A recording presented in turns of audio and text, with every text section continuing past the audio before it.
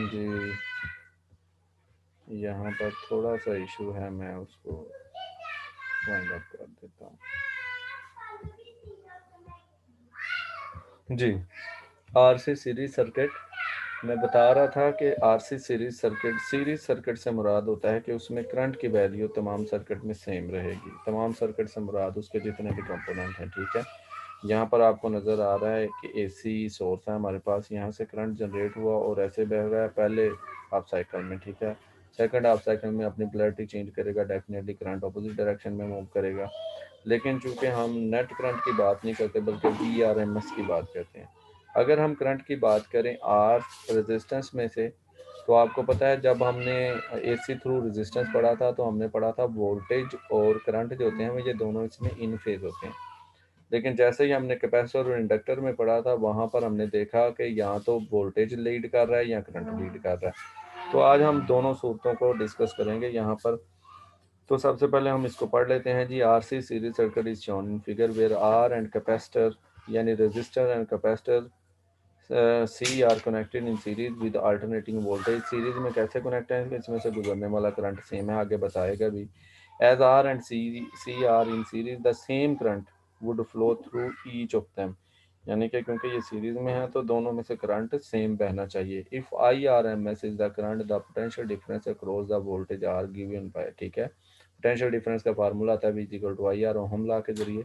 तो इसके अक्रॉस जो पोटेंशियल डिफरेंस होगा उसको हम इस फार्मूले से मालूम कर सकते हैं, ठीक है। This voltage VR is in phase with the current आई। हमने ये जो पीछे 3 टॉपिक पढ़े हैं उसमें ये बात क्लियर की थी कि करंट और वोल्टेज जो हैं वो आर सर्किट जब यानी रेजिस्टेंस में से या रेजिस्टर में से AC गुजरता है तो इन फेज होते हैं, ठीक है। वही बात यहाँ कर रहा है, ठीक है। The potential difference across the potential difference across capacitor C would be, आपके पास जो पोटेंशियल डिफरेंस अक्रॉस कैपेसिटर होगी वो आपके पास VC is equal to IRMS into XC। XC यहाँ पर इसकी ऑपोजिशन को शो कर रहा है, ठीक है। जिसको आपने कैपेसिटिव इंडक्टेंस के बारे में भी पढ़ा था, उसी को यहाँ पर जाहिर कर रहा है। और हमने इस टॉपिक के अंदर ये भी पढ़ा था कि जो वोल्टेज होता है वो लैग करता है करंट से बाय एन एंगल π/2, यानी करंट जो सर्किट होता है AC थ्रू कैपेसिटर में हमेशा करंट जो होता है वो लीड कर रहा होता है बाय π/2 एंगल, या इसको दूसरे लफ्ज़ों में आप लिख सकते हैं this voltage VC lag the current IRMS by phase angle π/2 radian, अगर रेडियन में है तो π/2 और अगर डिग्री में है तो 90 डिग्री, ठीक है। अब इसकी वेक्टर डायग्राम कैसे बनाएंगे, क्योंकि हमने 2 सर्किट्स को डिस्कस करना है, एक RC और RL। और यहाँ पर जो R सर्किट होता है यानी AC थ्रू R रेजिस्टेंस, उसमें हमेशा जो वोल्टेज और करंट होते हैं वो इन फेज होते हैं। इस वजह से हमने उसको ना रेफरेंस लाइन के तौर पर लेना है। ये देखें जी, VR हमारी रेफरेंस लाइन है और इसमें से गुजरने वाला वोल्टेज जो है वो VR IRMS इंटू आर होगा। और दूसरी हमारी वोल्टेज, क्योंकि करंट इसमें करंट जो होता है वो वोल्टेज से लीड कर रहा होता है, तो हम करंट जो होता है उसको मतलब करंट को जो करंट की डायरेक्शन है उससे इससे एंगल 90 का डिफरेंस रखने के लिए वोल्टेज को डाउनवर्ड डायरेक्शन में ले रहे हैं, क्योंकि हमने इसके साथ ही RL सीरीज सर्किट को भी डिस्कस करना है। पहले आपको याद होगा कि हमने करंट को इस डायरेक्शन में परपेंडिकुलर लिया हुआ था और V को इस डायरेक्शन में लिया था इन the case of AC through capacitor. लेकिन चूंकि यहाँ पर हम दोनों को एक साथ डिस्कस कर रहे हैं इसलिए हमने करंट की डायरेक्शन को रेफरेंस बना दिया। और क्योंकि करंट के जब हम रेजिस्टेंस में से वोल्ट अल्टरनेटिंग करंट गुजारते हैं तो उसमें हमारे पास ये दोनों इन फेज होते हैं, यानी जो करंट की डायरेक्शन है वही वोल्टेज की डायरेक्शन में। इसलिए VR ये जो है VR भी इसी डायरेक्शन में लिया हुआ है। ये थोड़ा सा कंफ्यूजिंग है, इसको अच्छे से समझ लें। मैं दोबारा से इसको बता रहा हूँ कि जब हमने वेक्टर डायग्राम बनानी है उसमें आपको ये याद रखना चाहिए कि किस सूरत में, यानी कैपेसिटर की सूरत में करंट लीड करता है, लेकिन जो हमारे पास इंडक्टर की सूरत है उसमें करंट लैग कर रहा है।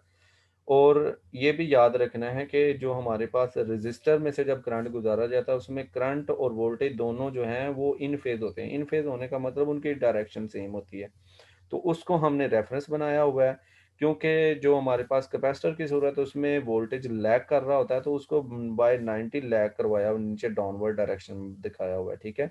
यहाँ पर ये दिखा भी हुआ है the vector diagram of voltage and current is shown in figure B taking current as the reference line. The potential difference across resistance VR is equal to IRMS into R is represented along the current line because it is in phase with the current, ठीक है। उसके बाद जब हम बात करते हैं capacitor की, the potential difference across capacitor VC is equal to IRMS into XC lags behind the current, क्योंकि वो लैग्स कर रहा है, so it is represented by a line at right angle to the current. 90 के angle के साथ lag कर रहा है तो राइट एंगल के साथ। अब हम इसको ऊपर नहीं ले सकते, ऊपर लेने का मतलब ये होता है कि ये लीड कर रहा है, डाउनवर्ड डायरेक्शन में लेंगे क्योंकि ये लैग कर रहा है, ठीक है। अब जो हमने वोल्टेज अप्लाई किया है, हमारे पास दो कंपोनेंट हैं। हमने जो वोल्टेज अप्लाई किया है जिसको वी आर एम एस कहते हैं, वो कैसे हम निकाल सकते हैं, क्योंकि ये इसके दो कंपोनेंट है। हम इसका क्या करेंगे, इसकी मैं कंपोनेंट की मैग्नीट्यूड निकाल लेंगे। तो हमारे पास क्या आएगा, वो हमारे पास वी आर एम एस, वो कैसे निकालते हैं, पहले वाले कंपोनेंट का स्केयर जमा दूसरे वाले कंपोनेंट का स्केयर और अंडर रूट लेने से हमारे पास इसकी वैल्यू आती है, ठीक है। तो हम इसकी मैग्नीट्यूड निकाल लेते हैं। मैग्नीट्यूड क्यों निकाल रहे हैं, ताकि हम इस सर्किट की टोटल इम्पीडेंस निकाल सकें, क्योंकि यहाँ पर दो एलिमेंट्स हैं तो हम इसको रेजिस्टेंस नहीं कह सकते, हम इसको इम्पीडेंस कहेंगे, ठीक है। उसके लिए हमें ज़रूरी होती है वी आर एम एस, क्योंकि इम्पीडेंस का फार्मूला होता है Z is equal to V R M S divide by I R M S. उसको निकालने के लिए पहले वी आर एम एस निकालना है।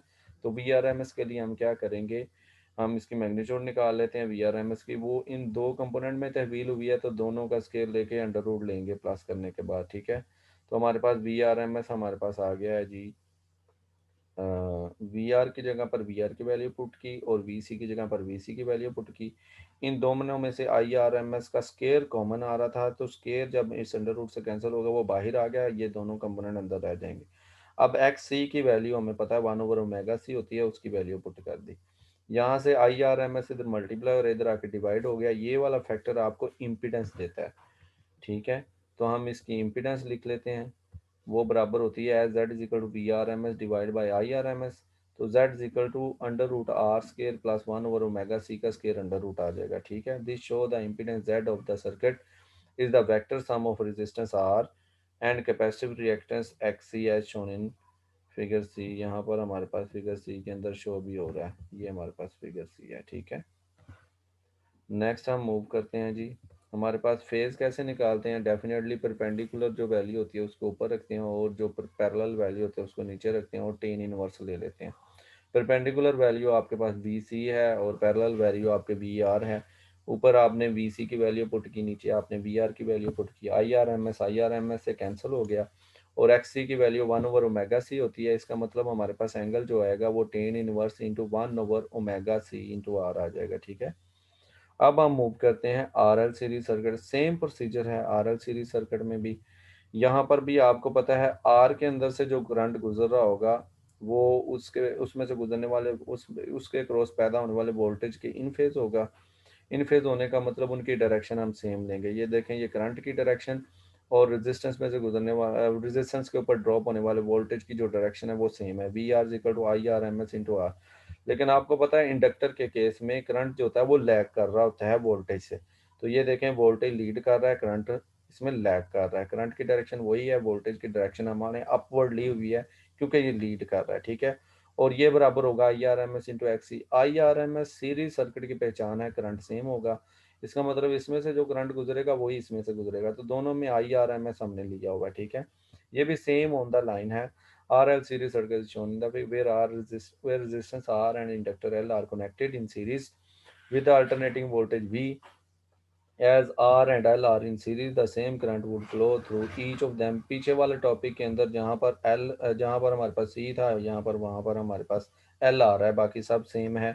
बस आपने बताना है कि हमारे पास जो करंट है इस सूरत में लैग कर रहा है, लीड नहीं कर रहा, ठीक है। उसके बाद वी आर आपने मालूम किया, the voltage V R is in phase with current I, same line.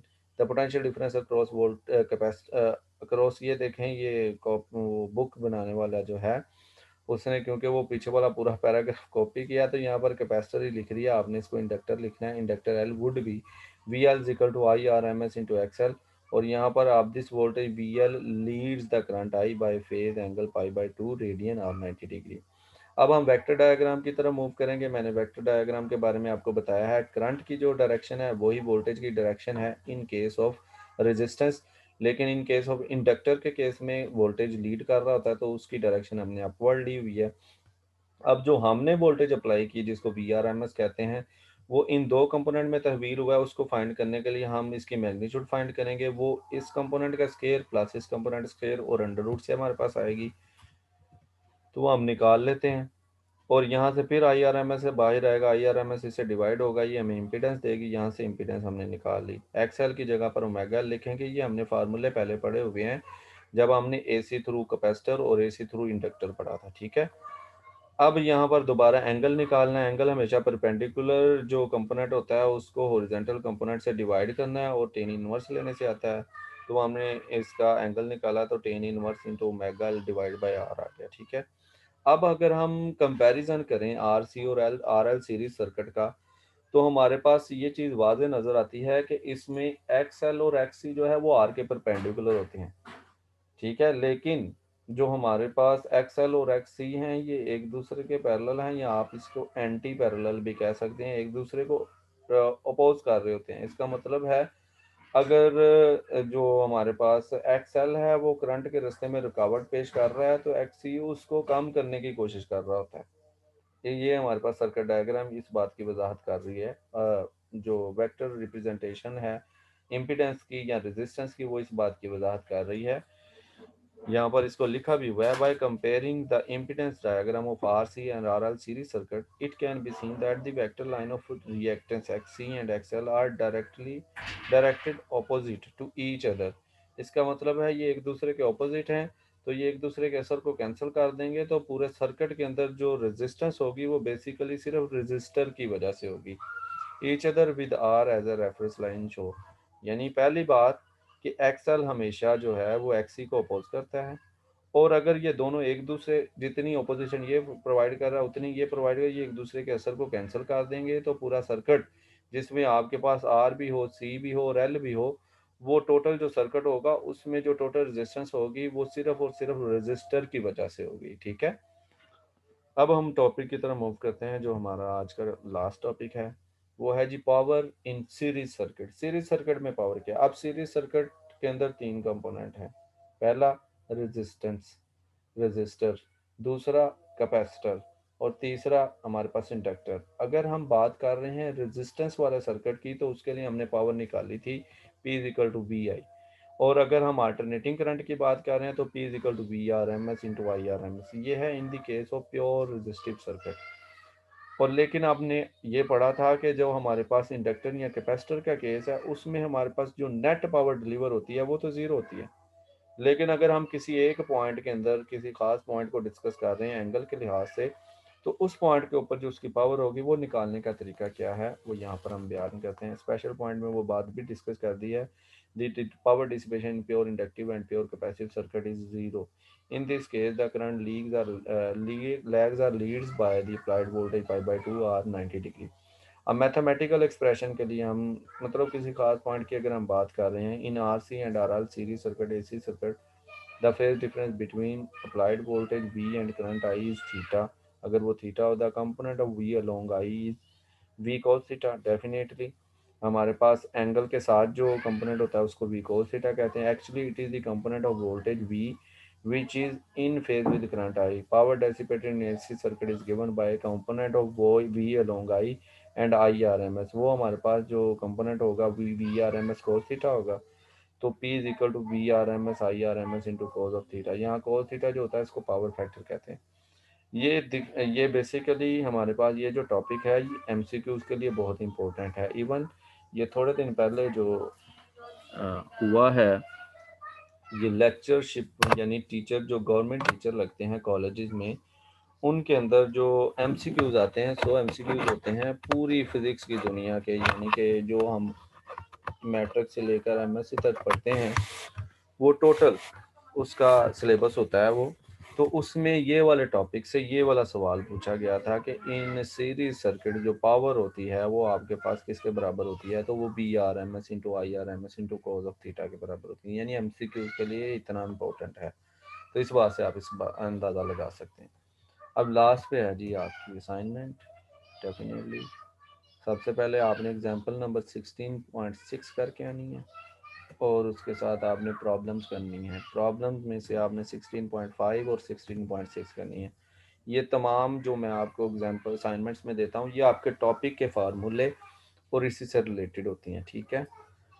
जी, ये नोट कर लिया, तो अब हम आपके क्वेश्चंस की तरफ मूव करते हैं।